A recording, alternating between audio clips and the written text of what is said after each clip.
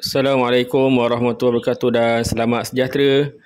Okey, kita ada case study untuk ASB financing ya, untuk ASB financing. Okey, kat sini kita ada subjek dia.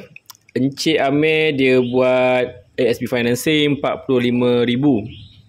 Okey.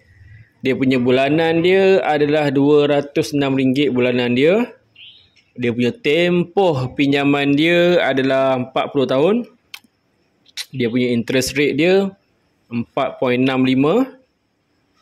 Lepas tu dia berminat untuk buat game 5 tahun teknik compounding ya, teknik compounding. Okey.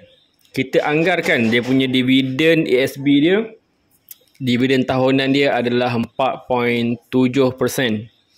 Okey, dekat sini kita ada dua kiraan ya, dua kiraan. Yang pertama, kiraan dividen sekiranya beliau ataupun Cik Amir ni tidak keluarkan dividen dia selama 5 tahun. Yang kedua, bila dia surrender dia punya ASB financing ni, dia ada surrender value lah. Nanti kita tunjuk macam mana kiraan dia. Okey, yang pertama, kita akan tengok dia punya kiraan dividen dia. Kita akan buka financial calculator. Okey. Financial calculator. Kita pergi dekat compounding.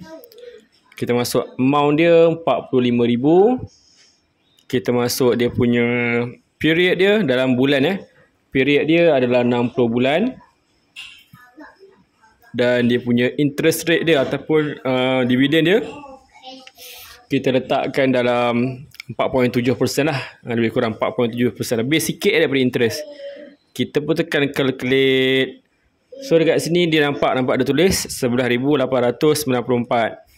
So dekat sini kita tulis 11,894. Okey, itu yang pertama, tekan financial calculator Yang kedua, kita nak kira berapakah surrender value dia. Bila dia surrender pada tempoh masa 5 tahun ataupun 60 bulan Okey, surrender value dia. Nilai asal dia 45,000. Kita pergi dekat loan calculator. Masukkan dia punya nilai sijil dia tu 45,000. Masuk kat sini. Interest rate dia 4.65.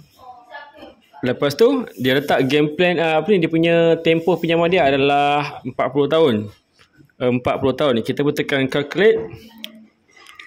Dan dia punya bulanan dia adalah RM206 RM206.66.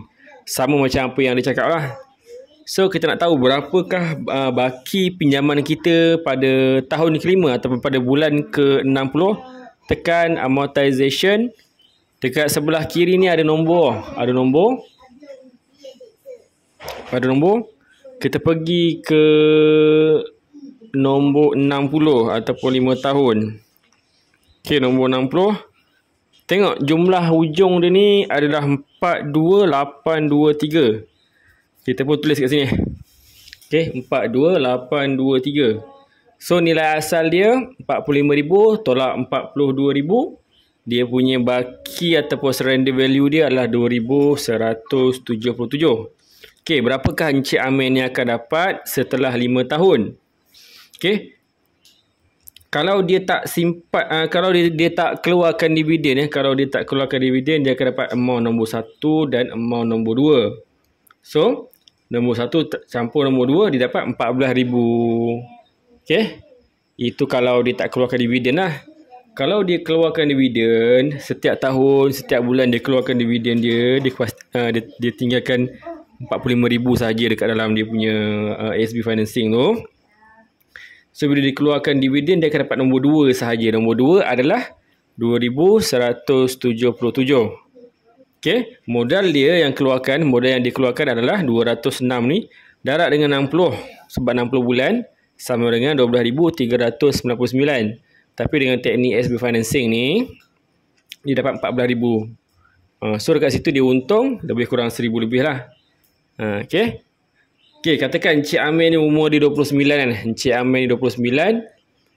Dia punya game ni akan selesai ketika usia dia 33 tahun. Okay, 29 30, 31, 32, 33. Okey. So itu saja perkongsian untuk kali ini, seperti yang beliau minta lah untuk saya buat kira-kira secara personal. Okey, mana-mana individu ataupun sesiapa yang nak dapatkan contoh kira-kira, boleh tengok dekat video ni. Dan siapa yang berminat untuk dapatkan CGSB financing, boleh pergi ke bank favorite masing-masing. Okey, itu saja. Assalamualaikum warahmatullahi wabarakatuh dan selamat malam.